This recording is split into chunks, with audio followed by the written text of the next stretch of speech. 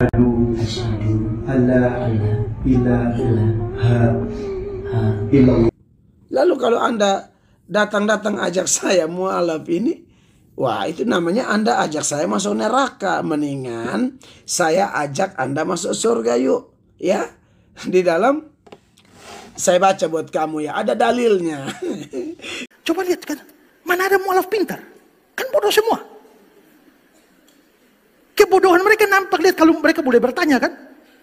Lihat kemarin debat itu. Mualaf, mantan pendeta, tidak tahu Maria Magdalena itu bukan ibu Yesus.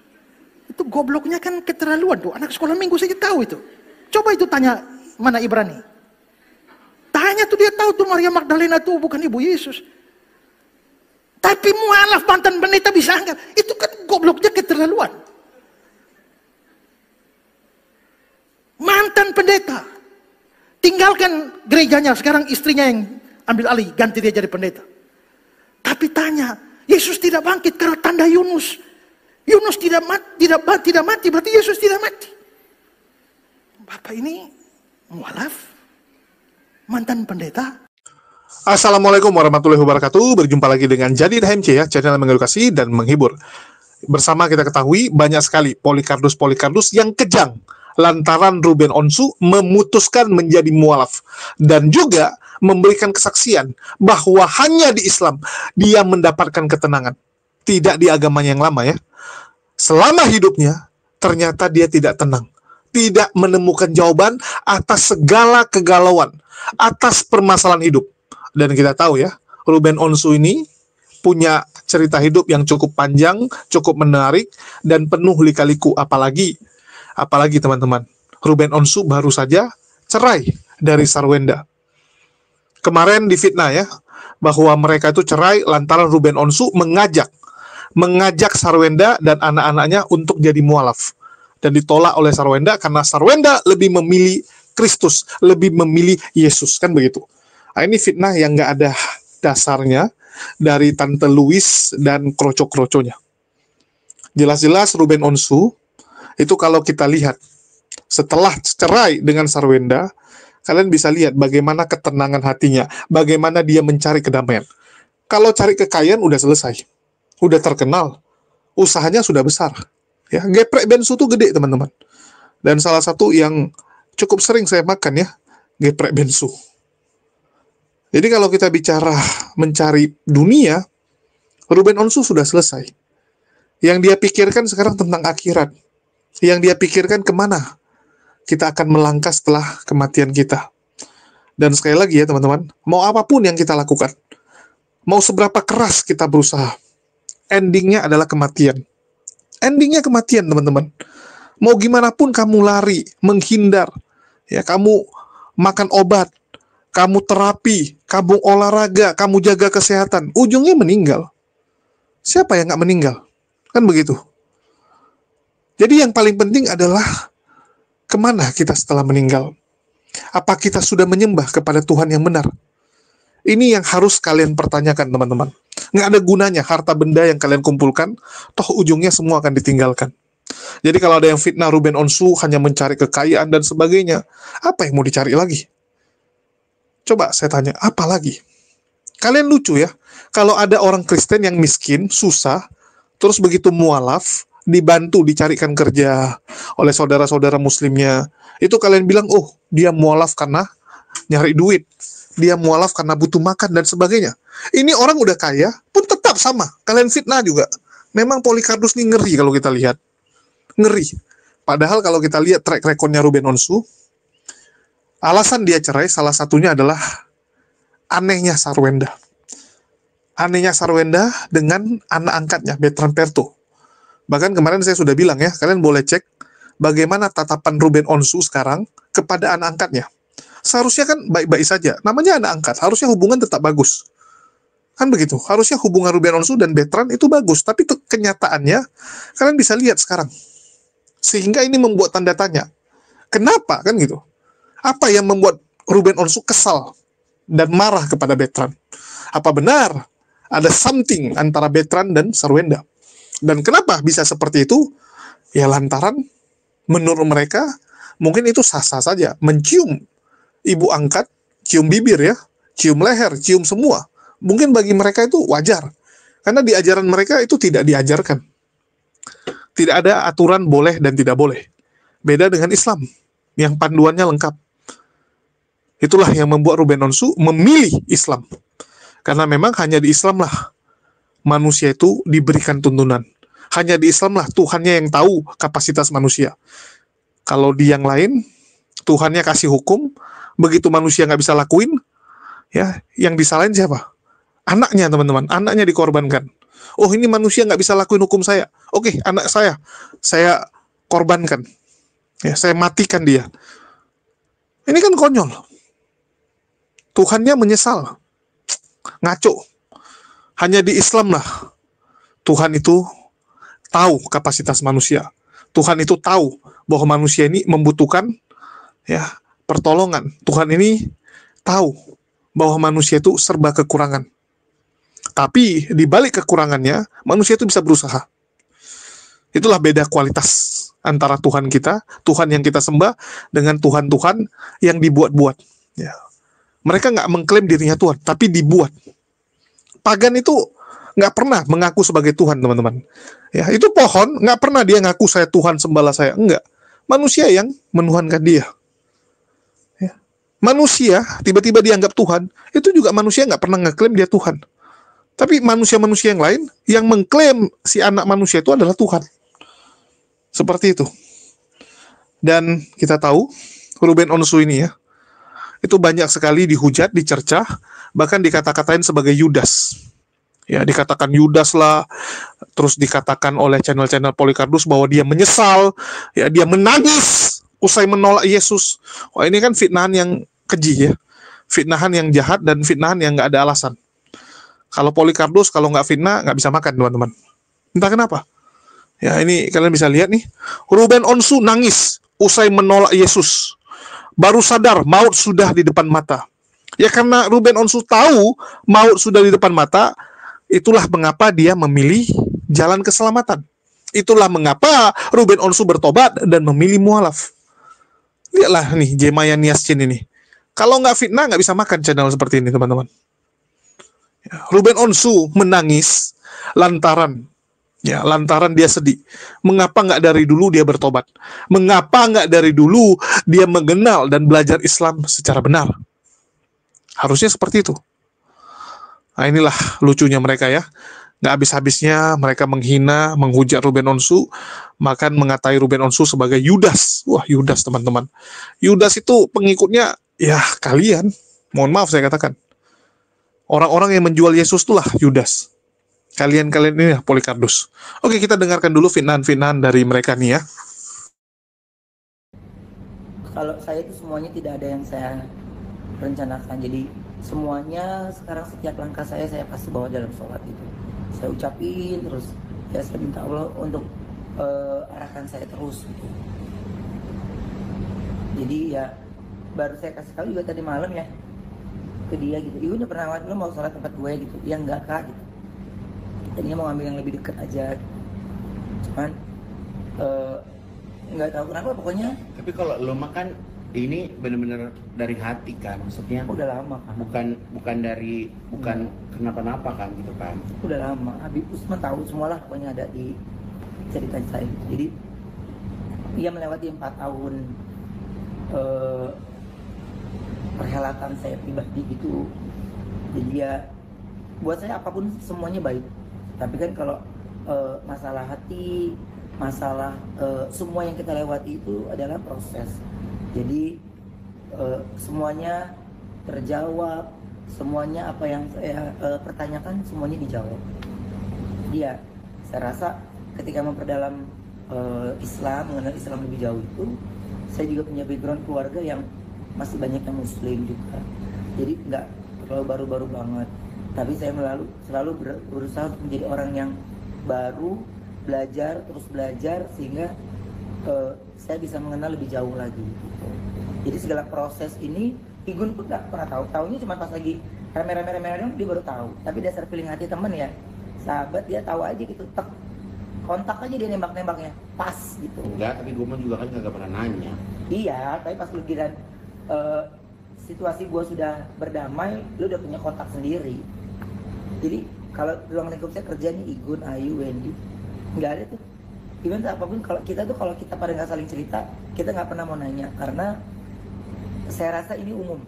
Ketika di tempat lain ditanya ini, tanya ini, di ruang lingkup pribadi pasti kita kepengen dikasih ketenangan, kesejukan, tidak ditanya lagi, dihakimi lagi, ini lagi gitu. Jadi ya, shalom teman-teman semua. Terima kasih sudah menonton video ini, dan kiranya melalui video ini memberikan kita satu pelajaran yang luar biasa, bahwa kita yang hidup di dalam Kristus kiranya tetap berpegang kepada iman kita, asal saja iman kita dibangun di atas dasar batu karang yang kuat, teman-teman ya, bukan di atas pasir.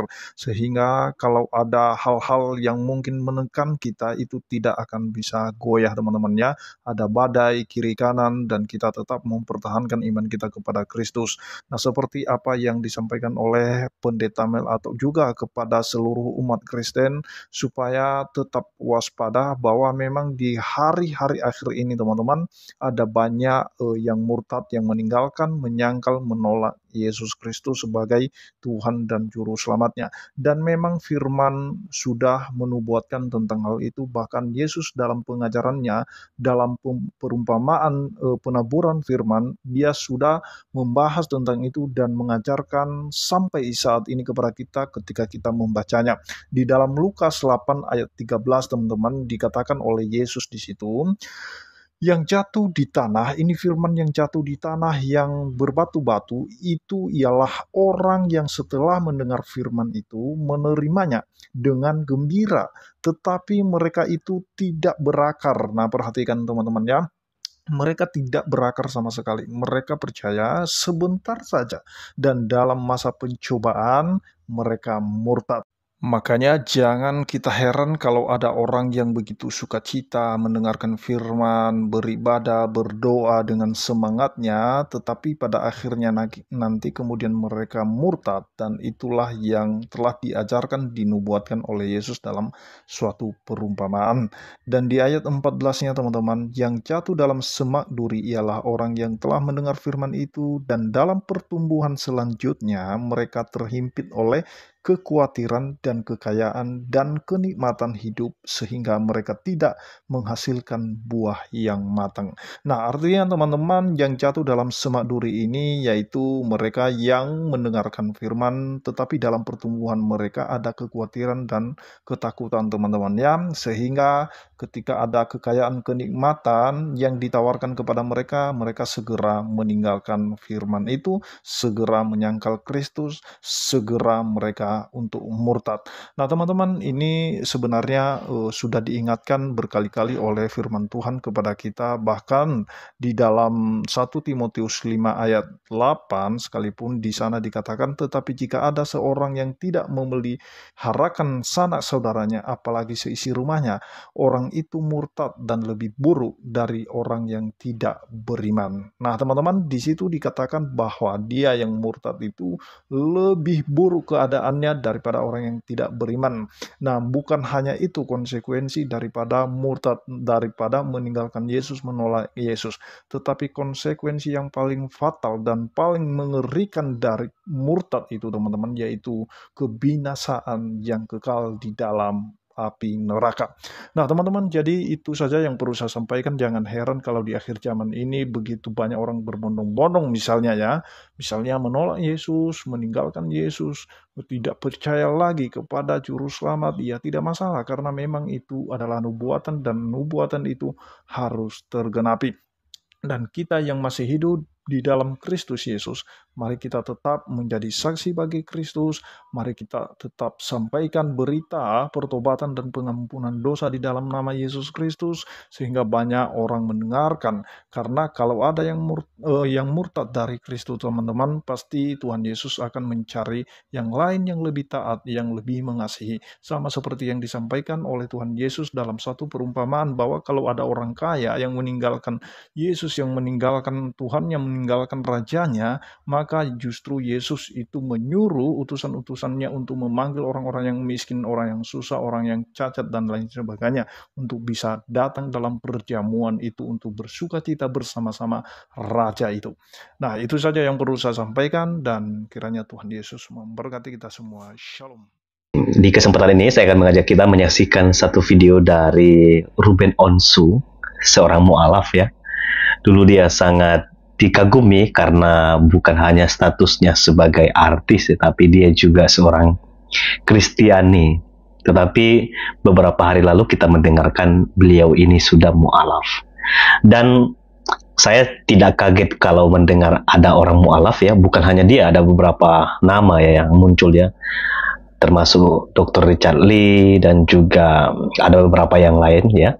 Dan saya ingin menanggapi Ruben Onsu di dalam video ini karena begitu saya mendengar videonya, saya juga melihat ya pada waktu dia mengucapkan 2 kalimat syahadat dan setelah itu dia sholat dan juga dia live di TikTok, dia malah diserang oleh netizen. Nah, nanti di akhir video ini saya akan memberikan pesan sekaligus juga menunjukkan 2 ayat Alkitab untuk jadi satu pelajaran penting bagi kita teman-teman, supaya lewat apa yang dialami oleh Ruben Onsu ini kiranya juga boleh menjadi pelajaran bagi kita ya. Kadang-kadang memang kita pikir kita sudah jadi Kristen tetapi ternyata belum, sehingga dengan mudahnya kita meninggalkan iman kita. Mari kita simak videonya.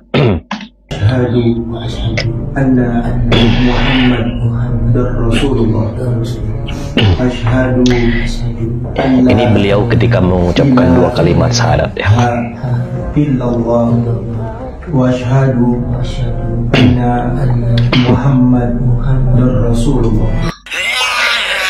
Nah, setelah dia mengucapkan 2 kalimat syahadat, lalu dia live di TikTok, malah diserang netizen ya. Lihat ekspresinya teman-teman, dia beda sekali raut mukanya. Terus pesan-pesannya ini menunjukkan dia kesal ya. Kesel kan? Iya kan? Iya makanya. Jailah, yang bapaknya rampok. Nggak boleh marah sayang, nggak boleh marah. Ada.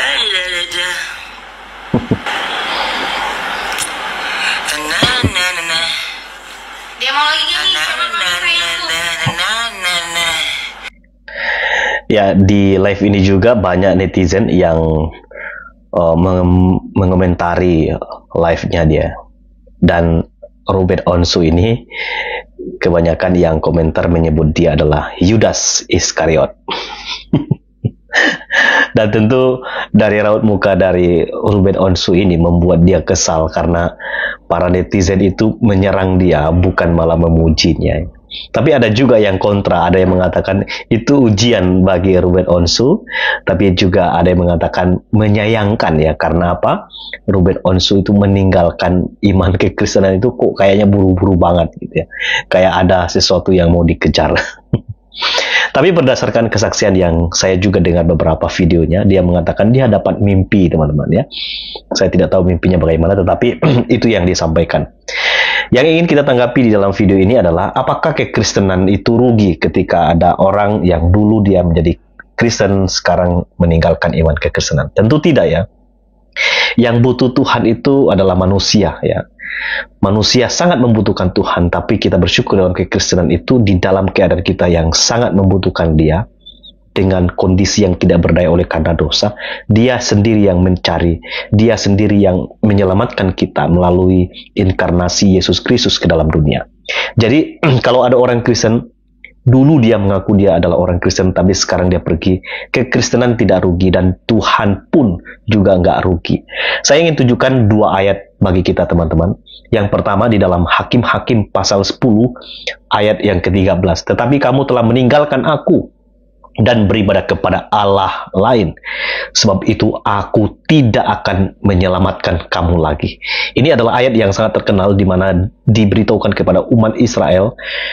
Pada waktu itu mereka masih setia kepada Tuhan, tetapi ketika terjadi sesuatu hal, ada pergumulan, ada masalah, ada keadaan yang tidak nyaman, mereka meninggalkan Allah dan beribadah kepada Allah lain, Allah asing, sehingga Tuhan marah dan Tuhan mengatakan, sebab itu aku tidak akan menyelamatkan kamu lagi. Kalau kita bicara soal pemilihan Allah, kita nggak kaget ya kalau ada orang yang meninggalkan kekristenan, itu berarti fix orang itu bukan orang pilihan. Karena itu teman-teman, perlu direnungkan baik-baik.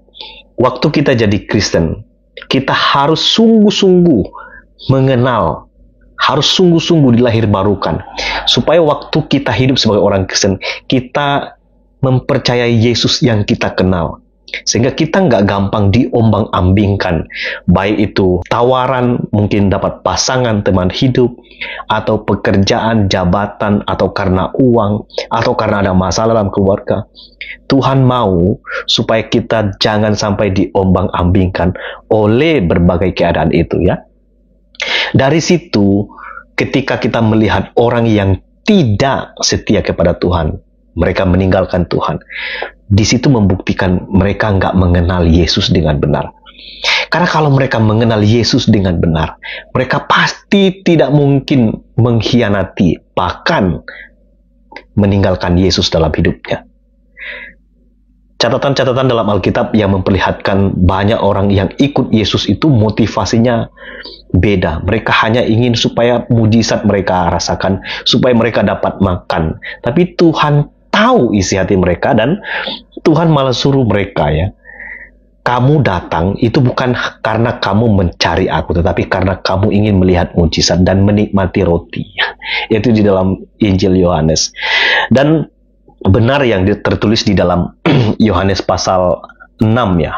Yohanes pasal 6 ayat yang ke-44 saya baca untuk kita semua ya. Tidak ada seorang pun yang dapat datang kepadaku jikalau ia tidak ditarik oleh Bapa yang mengutus aku, dan ia akan kubangkitkan pada akhir zaman. Jadi teman-teman, seorang pun tidak mungkin dengan usahanya sendiri untuk datang kepada Tuhan. Dia harus mendapat kasih karunia. Dia harus ditarik oleh Bapa untuk bisa menjadi seorang murid Kristus, seorang yang cinta Tuhan. Kalau dia tidak mendapat kasih karunia itu, dia hanya jadi Kristen KTP dan dia tidak peduli dengan imannya, dan pada waktu ada pergumulan, dia dengan gampangnya meninggalkan kekristenan. Dan orang itu sudah pasti bukanlah orang Kristen yang sungguh-sungguh. Karena orang yang sungguh-sungguh percaya kepada Yesus, mereka itu tidak mungkin mengkhianati apalagi meninggalkan Yesus. Sebagai contoh, di dalam catatan Alkitab ada banyak kisah para rasul, ya, para murid yang pada waktu mereka pergi memberitakan Injil, mereka sampai mati martir, mereka diancam dengan hukuman mati, tetapi mereka tetap setia. Karena apa? Mereka mengenal Yesus dengan benar, sehingga mereka rela mati demi Kristus, demi Injil. Bahkan kalau teman-teman di Indonesia, misalnya di suku Batak ya, ada penginjil dari Jerman, sebelum itu 2 orang tapi sudah mati duluan, dan muncul Nommensen, dan Nommensen sampai mati di situ, tapi setelah itu benih Injil muncul. Deninger yang ada di Nias, di Mentawai, Aguslet, dan juga beberapa penginjil dari luar negeri, mereka rela mati demi Kristus. Mereka bahkan meninggalkan keluarga, bahkan kekayaan mereka, supaya Injil itu diberitakan. Itu karena apa? Karena pengenalan mereka akan Kristus itu benar. Dan itu dibuktikan dengan mereka tetap setia, apapun risiko, apapun tantangannya. Kalau kita ngomong selalu pakai bukti ya, kita tunjukkan datanya, kita tunjukkan buktinya, di mana mereka ini hanya bisa membuat konten berita bohong. Ya, saya tunjukkan tadi bagaimana Jemaya Niasjin ini memfitnah, ya, memfitnah Ruben Onsu. Ruben Onsu sadar bahwa maut itu sudah di depan mata. Dan Niasjin juga harusnya sadar ya. Si Niasjin ini harusnya juga sadar bahwa jarak antara dia dan maut itu sudah sangat dekat. Sudah sangat dekat. Yang jadi pertanyaan, kapan kamu bertobat? Ruben Onsu sudah bertobat. Bagaimana dengan kamu? Bagaimana dengan kamu? Begitu juga dengan pendeta Eker Saugo ya. Jadi pendeta Eker Saugo ini juga sama, nggak terima dengan mualafnya Ruben Onsu, mencoba menghibur diri. Dia bilang nggak ada ruginya kalau orang mau keluar dari Kristen. Ya nggak ada ruginya memang menurut kamu, tapi menurut pendetanya rugi. Itulah kenapa Melato kejang-kejang ngamuk-ngamuk, kan begitu. Terus dia bawa hakim-hakim, ya, hakim-hakim 10:13 mengenai orang Israel yang meninggalkan Allah dan menyembah kepada Tuhan yang lain. Maka Allah katakan kepada mereka, tidak akan lagi mereka diselamatkan ya. Orang Israel tidak akan diselamatkan lagi lantaran mereka suka mensekutukan Allah. Dan terbukti orang Israel itu adalah orang yang tegar tengkuk, orang yang bebal, dikasih keistimewaan, tapi tidak sadar diri. Ini ibaratnya kalian punya anak kalian ini kalian utamakan, kalian emaskan, anak emas ini.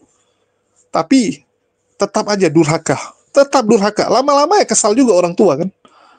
Ya sudah, mending sayang sama anak yang lain. Mending utamakan anak yang lain daripada yang ini. Berkali-kali dikasih kesempatan, selalu mengecewakan. Itu mengenai orang Israel yang tegar tengkuk dan suka menyeleweng. Ya. Dan nggak ada hubungannya dengan, mohon maaf kalian, orang Kristen. Hakim-hakim adalah kitab yang ada di Perjanjian Lama, yang kita tahu itu disadur, dikopi oleh teman-teman Kristen dari kitabnya orang Yahudi.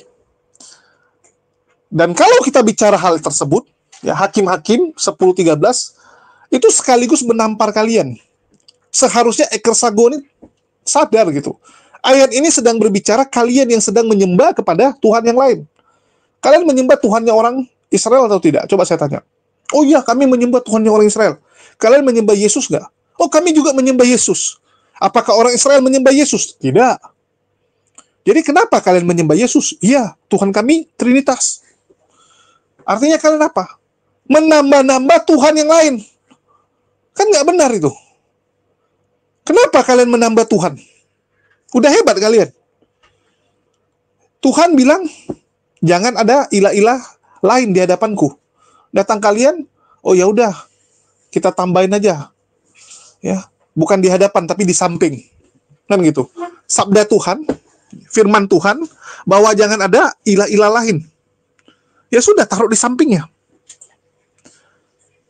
Ini kan ngaco, teman-teman. Ngaco sekali apa yang dilakukan oleh para Polikardus ini. Terus, Ruben Onsu adalah apa? Yudas. Halo. Wah, Donat kalian bilang Yudas cocok, karena dia selalu menyembah Yudas. Dia selalu memuji Yudas. Dia katakan Yudas adalah rasul yang terpilih. Dan Yudas bukanlah setan ya. Yang dipanggil setan itu adalah Saulus. Kok Saulus pula? Sorry, salah. Petrus. Petrus setan. Yudas enggak. Yudas kerasukan. Kalau orang kerasukan, dia bukan setan. Menurut Walabu, sekali lagi. Menurut Walabu ya. Dan kalian, Polikardus inilah yang mewarisi kelakuan Yudas. Apa kelakuan Yudas? Menjual Yesus demi 30 keping perak. Jemaya Niascin menjual Yesus sebagai tameng, ya, menggunakan kekristenan sebagai tameng untuk menyerang iman orang lain. Begitu juga dengan Polikardus yang lain. Kalian korbankan Yesus untuk apa? Untuk AdSense. Kalau Yudas menjual Yesus demi 30 keping perak, kalian menjual Yesus demi AdSense dan donasi. Kalian menjual Yesus demi perpuluhan, demi persembahan kasih. Itu kalian. Seharusnya kalian bertobat dan renungkan ayat tersebut ya, tentang hakim-hakim yang tidak mensekutukan Allah. Begitu juga dengan tentang Yudas ini. Kalian introspeksi diri dong, supaya bisa bertobat. Kan begitu. Terus dia katakan, jangan keluar karena jabatan. Jangan keluar dari kekristenan gara-gara tawaran uang, perempuan, dan sebagainya. Nah, ini framing yang udah gak laku. Berkali-kali kita lihat, kalau bicara jabatan, Ruben Onsu sudah terkenal sebagai artis. Kalau bicara uang, uangnya sudah berlebih. Bahkan dia bagikan dengan sarwenda. Kalau bicara perempuan, aduh, mohon maaf, gampang sekali untuk artis ya. Untuk kalangan sekelas Ruben Onsu dapat perempuan ya gampang. Artis, terkenal, ada duit, kan gitu. Ada duit. Udah gampang. Jadi aneh sekali kalau kalian masih fitnah sana, fitnah sini. Terus selalu bilang kalau yang mualaf ini tidak tahu ajaran Yesus, sehingga keluar. Aduh, apalagi lah ini. Kita sudah membuktikan bahwa mualaf-mualaf inilah yang ngerti ajaran Kristen. Mualaf-mualaf inilah yang berhasil mengetahui isi hati Yesus dan juga keinginan Yesus. Keinginan Yesus, bukan keinginan Bapak Gereja. Mualaf-mualaf ini ngerti, cerdas. Setelah dia baca Bible ya. Artinya ini yang kita bicara mualaf yang karena belajar tentang kekristenan. Dia udah katam. Dia baca dari kitab Kejadian sampai Wahyu dan dia lihat apa yang salah nih. Oh, ini. Oh, ternyata ajaran Yesus begini. Tidak sesuai dengan yang dibilang bapak-bapak gereja dan pendeta. Akhirnya dia putuskan mualaf. Tapi kita nggak memungkiri ada juga yang mualaf karena hal-hal yang lain gitu kan, pernikahan, ya. Itu kita nggak pungkiri. Tapi sambil belajar nantinya dia. Kan gitu, sambil belajar. Karena kita nggak bisa menutup ya orang kalau mau mualaf. Kita nggak tahu kan dari mana pintu hidayah itu terbuka. Segala pintu bisa. Kalau zaman dulu jujur ya, saya kurang setuju kalau ada yang mualaf karena nikah. Tapi seiring waktu saya bertemu dengan banyak sekali orang-orang mualaf karena nikah, tetapi malah dia lebih taat dibandingkan orang lahir secara Islam. Takjub saya. Sehingga saya melihat bahwa ya ternyata pintu hidayah itu bisa dari mana aja. Banyak kan gitu kan. Awalnya mungkin ya biasa aja dengan Islam, tapi lama-lama malah dia lebih rajin sholat, lebih rajin belajar semua. Dan itu sudah banyak sekali contoh. Mungkin teman-teman ada jumpai ya tetangga kalian, saudara kalian yang seperti itu. Jadi kita nggak bisa menutup yang gituan. Itulah luar biasanya indahnya Islam. Jadi kalau bicara Ruben Onsu dibilang diserang oleh netizen. Nah, ini cukup ini ya, membagongkan teman-teman. Dikatakan sama Eker Sanggo, ini seorang pendeta, Ruben Onsu saat lagi live itu diserang oleh netizen, dikata-katain bahwa dia adalah Yudas. Lebih banyak yang nyerang dia daripada yang memberikan ucapan selamat. Ini cukup mengejutkan. Kalian bisa bayangkan kalian di Indonesia lagi live, lebih banyak, ya artinya lebih banyak orang Kristen yang datang ke room kamu untuk maki kamu, nyerang kamu, ngata-ngatain kamu karena kamu mualaf, dibandingkan dengan yang Muslim yang memberikan selamat. Kok bisa? Bukankah Muslim mayoritas? Artinya apa? Di internet ini, di medsos ini, oten-oten tuh punya pasukan buzzer. Ini saya sampaikan langsung. Logika nggak? Jumlah komentar Muslim sama Kristen lebih banyak Kristen. Padahal penduduknya lebih banyak Muslim di Indonesia. Jauh gitu. Kalau kita bicara 60-40, mungkin bisa menang dia di medsos. Tapi Islam 10 kali dari Kristen Protestan. Bagaimana mungkin? Kan begitu. Jumlah kita 8 kali dari semua Kristen. 8 kali. Tapi kenapa bisa kalah komentarnya? Ya karena mereka tuh buzzer. Dan karena mereka tuh brutal, teman-teman. Kalau yang Muslim mungkin, ya, nggak semua mau komentar. Tapi kalau yang Polycarpus dan laskarnya ini kan karena udah saking kesalnya sama Ruben Onsu, ya, karena dianggap Ruben Onsu ini bisa membuat perjuangan mereka itu bisa gagal, bisa sirna, mau nggak mau mereka hujat Ruben Onsu kan. Jadi brutal. Sama kayak saya kasih lihat kemarin channel ini ya, API, Apologet Islam Indonesia, saat kita membongkar pemurtatan yang dilakukan oleh teman-teman sebelah, terutama Rizuli Lubis, itu yang komentar Kristen semua teman-teman. 90% yang komentar Kristen. Bayangkan, di channel yang jelas-jelas Apologet Islam. Apa kurang jelas lagi nama channelnya? Apologet Islam Indonesia. Yang komentar lebih banyak oten. Isinya makian kepada saya. Ya, makian. Artinya apa? Ada pasukan buzzer tersebut. Ya. Brutal mereka di medsos ini, teman-teman. Itu bukti, mereka brutal. Ya, jadi jangan terkejut gitu. Terus kalau kita bicara Jemaya Niaskin, ya saya nggak habis-habis ya saya jelasin kepada teman-teman. Jemaya Niaskin ini adalah salah satu Polycarpus yang akut, yang selalu di dalam konten-kontennya itu isi judulnya, isi videonya itu fitnah semua. Selalu fitnah. Mirip sama Effendi Usman. Nanti orang udah kena azab lah. Ruben Onsu kena azab karena mualaf. Ruben Onsu nangis-nangis karena mualaf. Ruben Onsu kecelakaan karena mualaf. Semua mereka buat. Isi kontennya selalu fitnahan. Tujuannya apa? Supaya laku. Karena tanpa fitnah, mereka nggak laku, teman-teman. Ya. Kalau nggak fitnah, nggak akan laku. Selalu. Isinya fitnah selalu. Jadi ya harap dimaklumi lah. Ini kan sedang menjual Yesus. Kan gitu. Ini channel yang sedang menjual Yesus untuk keuntungan pribadi dia. Kalau nggak jual Yesus, nggak akan laku. Nggak akan yang nonton. Jadi harap dimaklumi aja gitu kan. Terus ada yang bilang, Bang, ngeri kali fitnahan mereka. Ya mau gimana? Inilah akhir zaman. Apa mungkin kalian bisa berharap bahwa mereka akan bertobat, mereka tidak akan lagi menghujat? Pret! Nggak akan mereka berhenti menghujat, teman-teman. Nggak akan. Karena tanpa menghujat, tidak ada kemuliaan bagi ajaran mereka. Ajaran mereka bisa disebarkan hanya dengan cara menghujat keyakinan orang lain. Kalau nggak bisa. Itu udah dari zaman Belanda, teman-teman. Coba lihat. Bagaimana Belanda itu menyebarkan ajaran tersebut. Silakan dicek. Ya. Dengan fitnah, dengan nyerang Islam. Kalau nggak, ya mungkin. Jadi itu aja sih yang mau saya sampaikan. Dan kita akan makin banyak ya melihat channel-channel yang kejang-kejang terhadap Ruben Onsu, terhadap Dr. Richard, ya. Terus sama si Evangelita, terus juga mualaf-mualaf yang lain. Karena ini nggak akan berhenti. Dan saya jamin kalau Bobon nanti sudah final ya. Kalau sekarang kan masih susah lantaran istrinya komplain dia mualaf. Nanti kalau udah selesai dia mualaf, ngamuk itu. Ngamuk Polycarpus, dan saya jamin Bobon akan dihujat habis-habisan. Pasti. Ya. Mungkin itu aja yang bisa saya sampaikan. Makasih nih buat teman-teman semua yang udah nyimak dan mendukung channel ini. Makasih buat semuanya. Dan jangan lupa juga ya, bagi teman-teman, di subscribe dan tonton juga channel kita yang satu lagi. Silahkan cek di kolom komunitas. Dan bagi kegiatan Jumat Berkah kita, akan tetap kita lanjutkan. Tetapi mungkin dengan ala kadarnya ya. Karena memang kalau kita harus mengimbangi yang sebelah, jujur agak berat ya. Kita lakukan aja sebisa kita.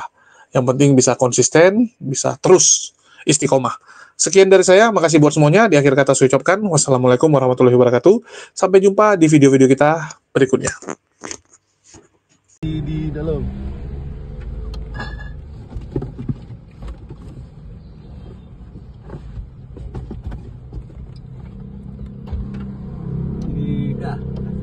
Bentar masih.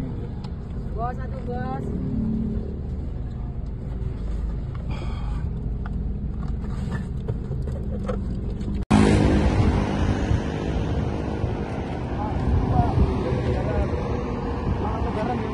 Orang mana, Pak? Oh, Grogol. Sini ya. Ibu, selamat lebaran, Bu. Ya. Suami istri? Hah? Bangga.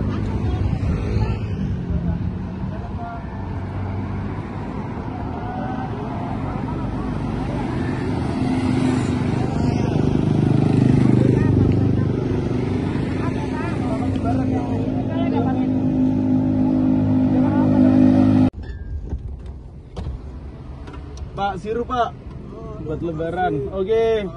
Selamat lebaran Pak. Minal aidin. Pak, ini Pak, sirup buat lebaran. Lebaran kan, Pak? Lebaran, Pak. Waduh, cepat. Kasih. Ini baru Pak dibangunin. Dibangunin.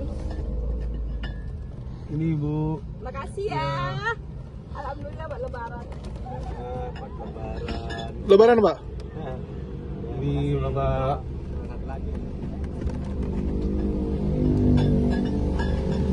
Ini Bapak.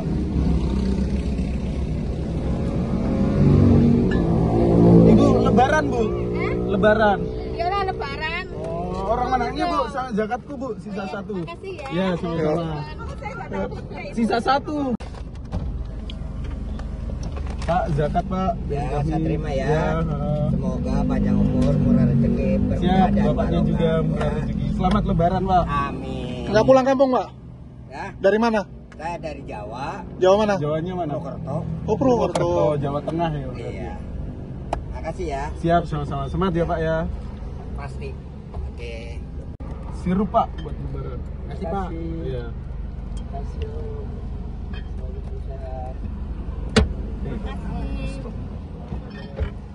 Kasih Om. Nggak pulang kampung, Bu? Ya, Nggak pulang kampung? enggak Om. Oh. Kasih Om ya. Yuk. Nyalain wifi nyala. Sirup Bu buat lebaran. Makasih ya Mas.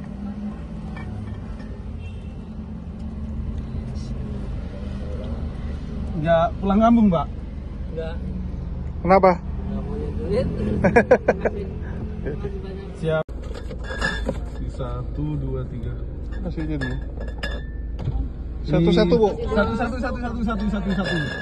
Jangan rebutan. Selamat lebaran Bapak Ibu. Satu-satu, jangan rebutan.